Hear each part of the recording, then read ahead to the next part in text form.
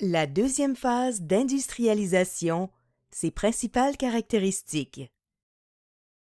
À la fin du 19e siècle, le développement spectaculaire de l'hydroélectricité marque le début d'une deuxième phase d'industrialisation au Québec. L'exploitation de cette nouvelle forme d'énergie va rapidement transformer les industries, tout comme l'économie québécoise. Grâce aux nombreux cours d'eau qui sillonnent son territoire, le potentiel hydroélectrique de la province est rapidement considéré comme étant exceptionnel en Amérique du Nord.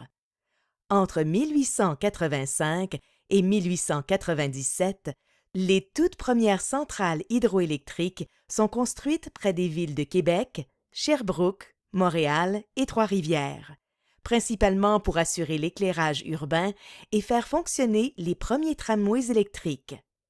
Par la suite, le gouvernement du Québec concède à plusieurs entreprises américaines et canadiennes des sections entières de rivières pour y aménager des barrages et des centrales destinées à répondre aux besoins en électricité de nouvelles industries. Entre 1898 et 1929, plus d'une cinquantaine de centrales sont construites à travers le Québec. La plupart sont la propriété de compagnies de pâtes et papiers, de grandes manufactures ou encore d'alumineries. Dès lors, l'hydroélectricité remplace l'énergie hydraulique et le charbon comme principale source d'énergie. Les machines à vapeur cèdent leur place à des technologies qui n'existaient pas avant le développement de l'électricité. Grâce à de nouveaux procédés de fabrication et de transformation, on assiste à l'essor de plusieurs secteurs industriels comme la métallurgie, les produits chimiques et les pâtes et papiers. Ces nouvelles industries s'ajoutent à celles de la première phase d'industrialisation, par exemple les scieries et l'industrie ferroviaire.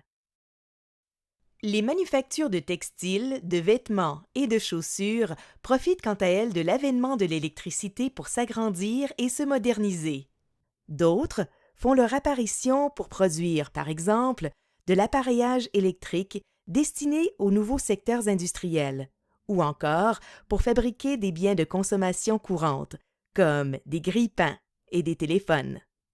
Le secteur agroalimentaire ne tarde pas, lui aussi, à s'industrialiser.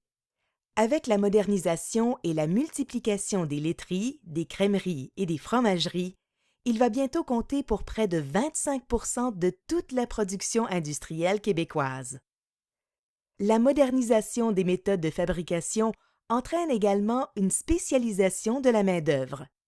Dans plusieurs secteurs industriels, les travailleurs voient leur salaire augmenter en fonction de leur spécialisation, autrement dit, de leurs compétences. Entre 1901 et 1931, le revenu moyen des travailleurs québécois passe d'environ 8 $ à plus de 26 $ par semaine.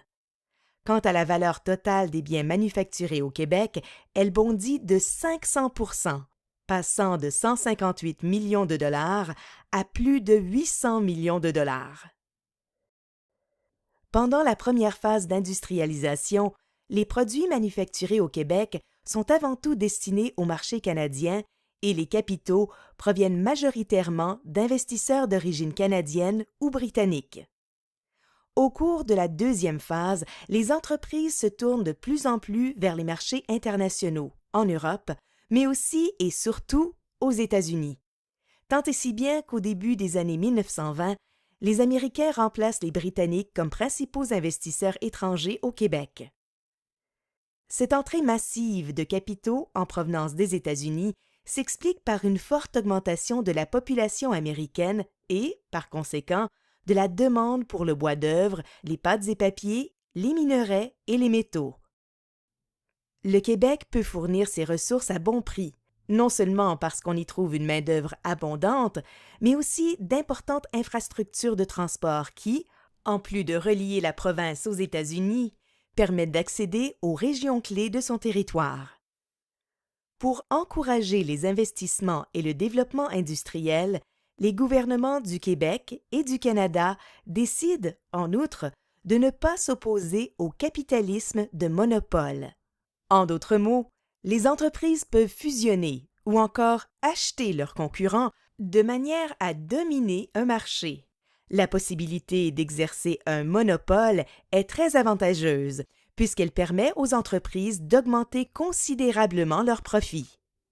À la fin des années 1920, 7 grandes entreprises contrôlent des pans entiers de l'économie québécoise, notamment dans les secteurs du textile, de l'aluminium, des pâtes et papiers et de l'hydroélectricité. Cette course effrénée au profit et la grande prospérité économique que génère la deuxième phase d'industrialisation connaissent toutefois une fin abrupte, avec l'effondrement en 1929 de la Bourse de New York. Le Québec, dont l'économie dépend en grande partie du marché américain, est alors frappé de plein fouet. La Bourse de Montréal s'effondre à son tour, provoquant de nombreuses faillites. Les effets dévastateurs de ce krach boursier plongent le Québec et le Canada, tout comme l'ensemble des pays industrialisés, dans ce qui sera la plus grande crise économique du 20e siècle, la Grande Dépression.